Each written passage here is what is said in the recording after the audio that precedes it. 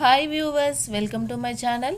December 12 కార్తీక మాసం పూర్తయ్యేలోపు ఈ వీడియో మీ కంటపడితే మీకు అదృష్టం తలుపు తట్టినట్లే, శివానుగ్రహం కలుగుతుంది. కార్తీక మాసం అంటే పరమేశ్వరుడికి అత్యంత ప్రీతికరమైన మాసం. ఈ కార్తీక మాసం పూర్తయ్యేలోపు డిసెంబర్ 12 లోపు ఈ వీడియో చూస్తే చాలు, శ్రీకాళహస్తీశ్వరుడి యొక్క చరిత్రను వింటే చాలు, సకల పాపాలు హరించుకుపోతాయి, శివానుగ్రహం తప్పకుండా కలుగుతుంది. కార్తీక మాసం ఈ వీడియో మీ కంటపడితే అదృష్టం తలుపు తట్టినట్లే. శ్రీకాళహస్తీశ్వర స్వామి స్వయంభువు. శ్రీ అంటే సాలిపురుగు, కాల అనగా పాము, హస్తి అనగా ఏనుగు. ఈ మూడు జంతువులు శివభక్తి వలన సాహిత్యం పొంది శివునిలో కలిసిపోయినవి. అందువలన ఆ స్వామివారికి శ్రీకాళహస్తీశ్వరుడు అని, ఈ పురమునకు శ్రీకాళహస్తి అనియు పేరు వచ్చెను. సాలిపురుగు శివ సాహిత్యం పొందుట.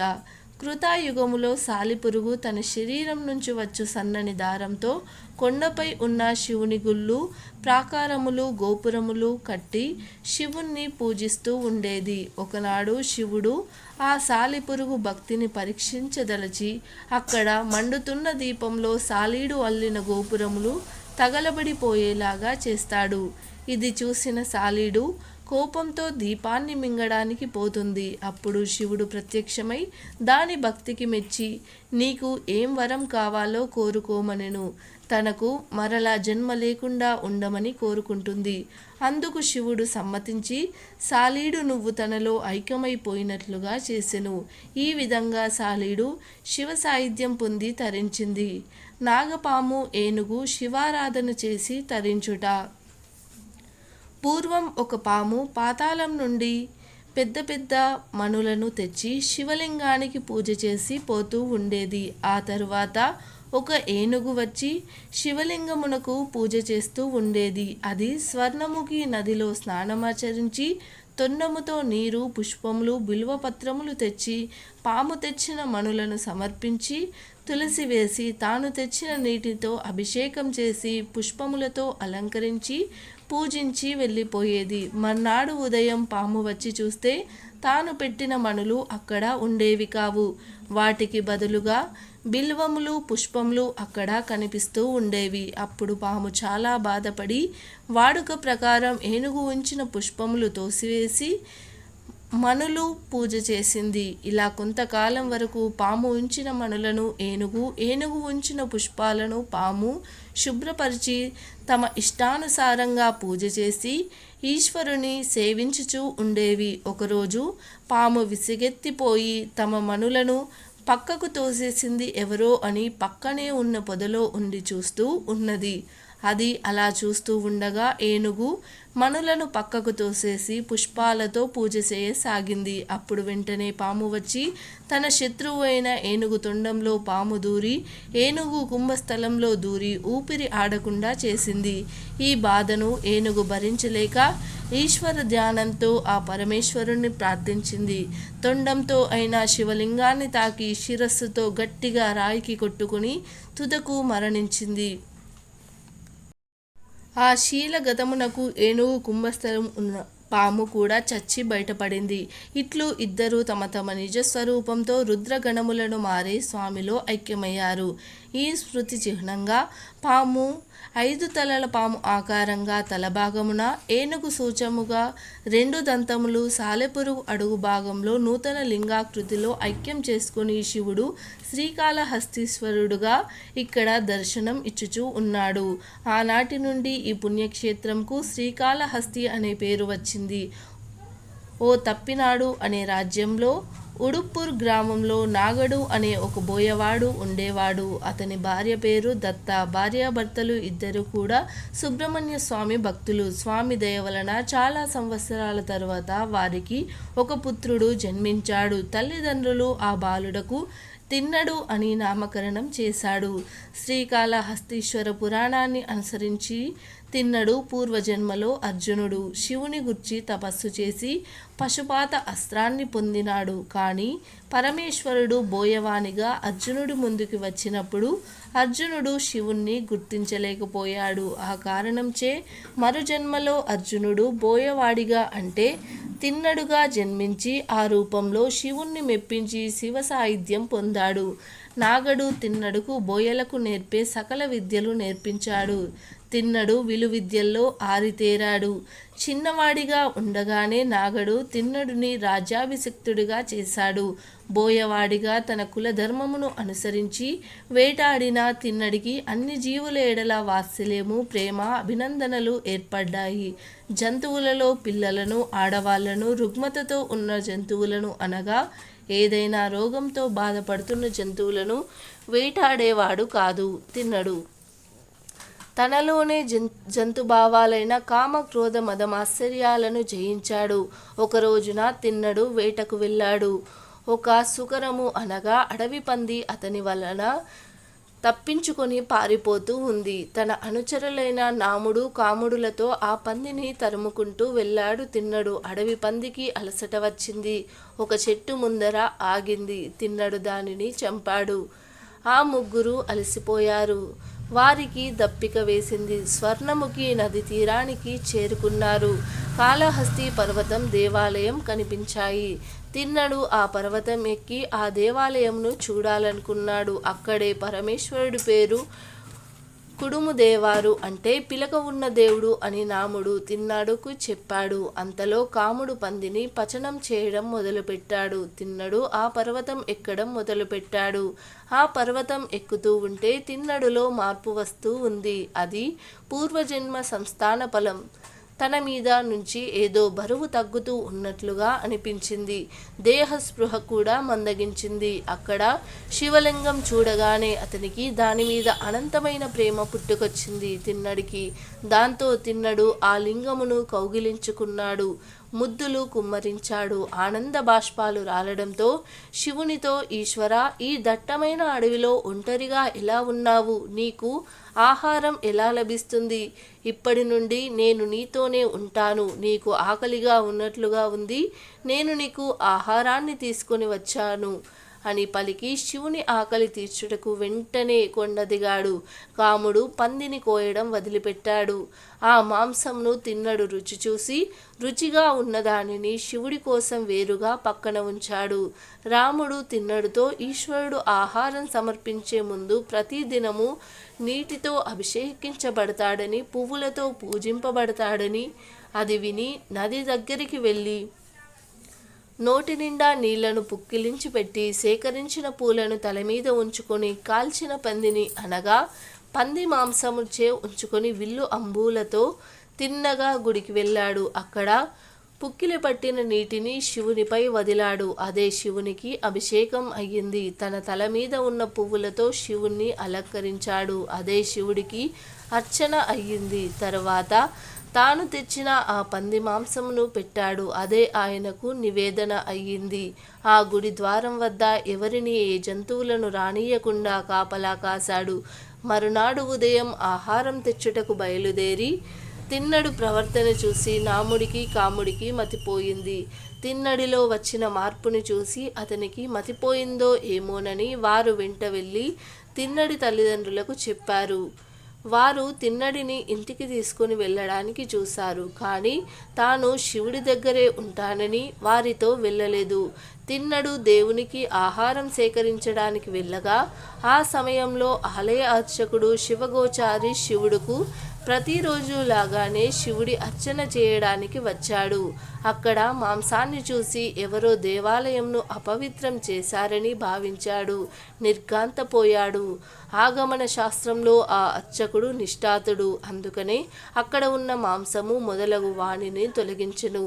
మంత్రయుక్తముగా సంప్రోక్షణ గావించి మళ్ళీ స్నానం చేసి మడిగా కుండలో తెచ్చిన స్వర్ణముఖి నదీ జలంతో అభిషేకం చేసి పువ్వులతో అలంకరించి విభూతి నలిమి తెచ్చిన పళ్ళను, మధుర పదార్థాలను నివేదన గావించి వెళ్తాడు.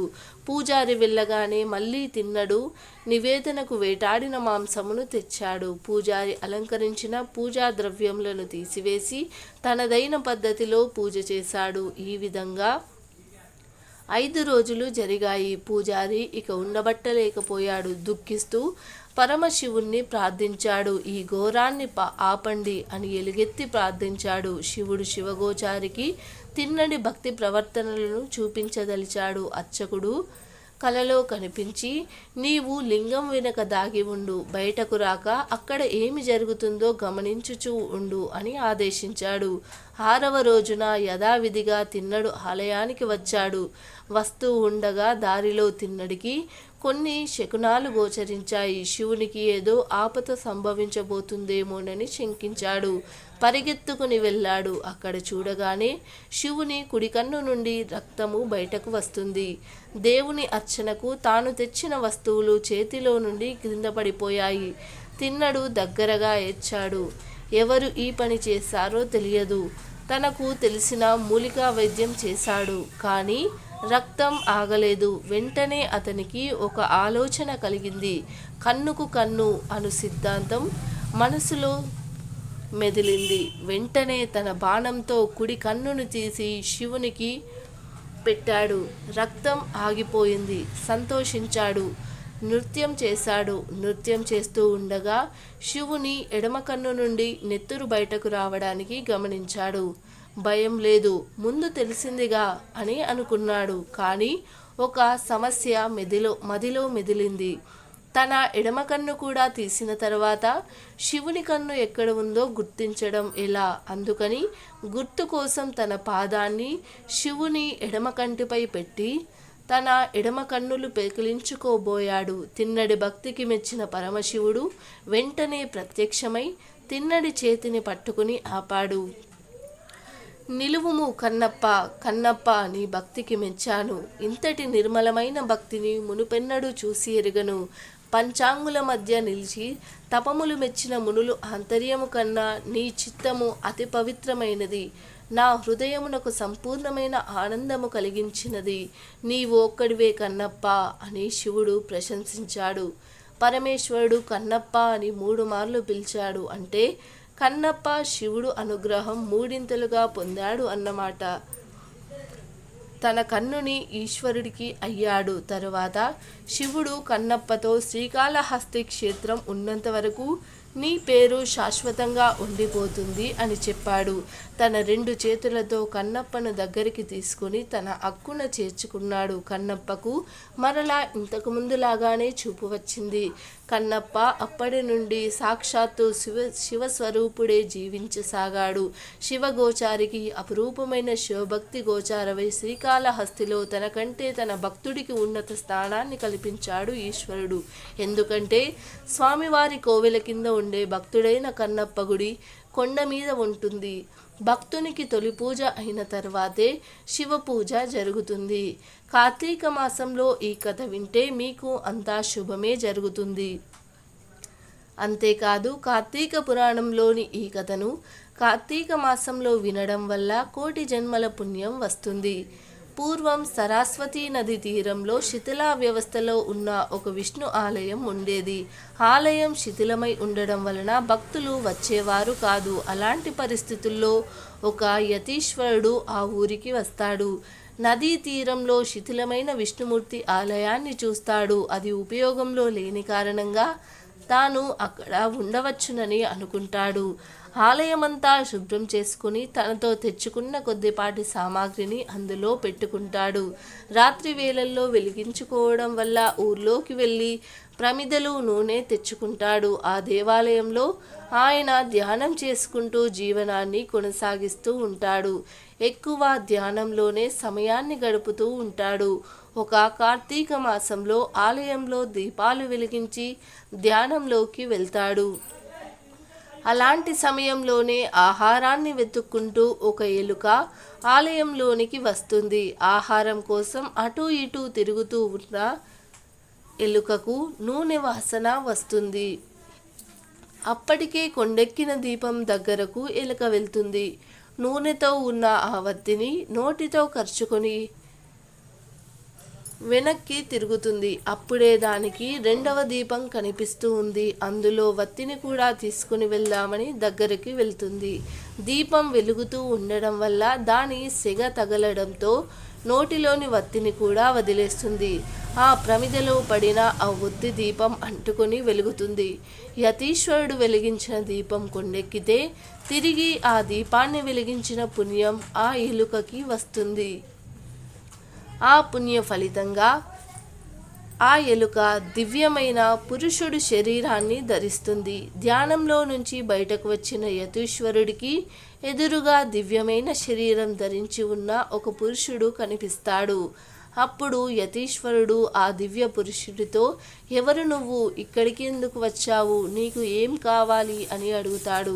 తాను ఒక ఎలుకను అని, అయితే హఠాత్తుగా తన రూపం పోయి దివ్యమైన ఈ శరీరం వచ్చింది.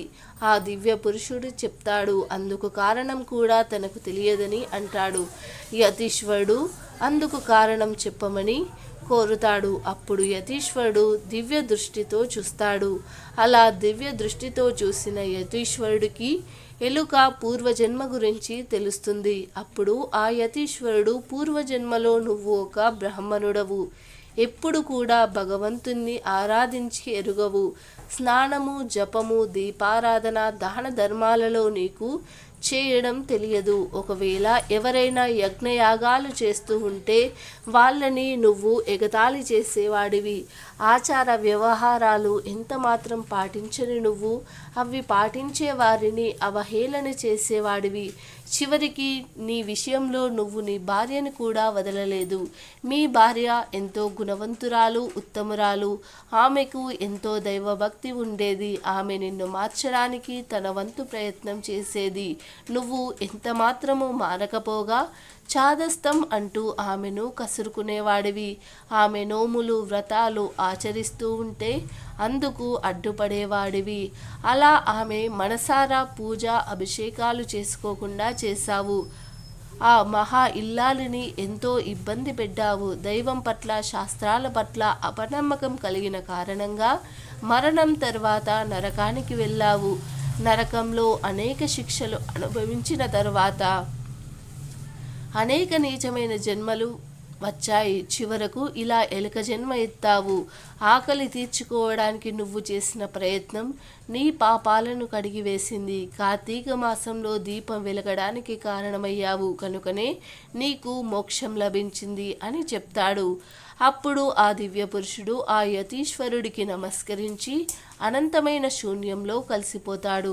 కార్తీక మాసంలో ఇతరులు దీపం వెలిగించేటప్పుడు, కొండెక్కేటప్పుడు తిరిగి అది ప్రకాశించేలాగా చేస్తే అంతటి పుణ్యం కలుగుతుందని జనక మహారాజుతో వశిష్ఠ మహర్షి చెప్పాడు. కాబట్టి కార్తీక మాసం పూర్తయ్యేలోపు ఒక్కసారైనా సరే ఈ కథనం వింటే చాలు, శివానుగ్రహం కలుగుతుంది. సకల పాపాలు హరించుకుపోతాయి. అదృష్టం మీ తలుపు తడుతుంది. మీకు అన్ని శుభాలే జరుగుతాయి.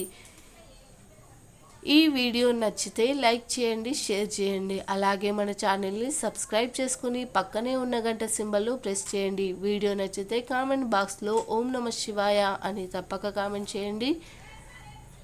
ధన్యవాదాలు.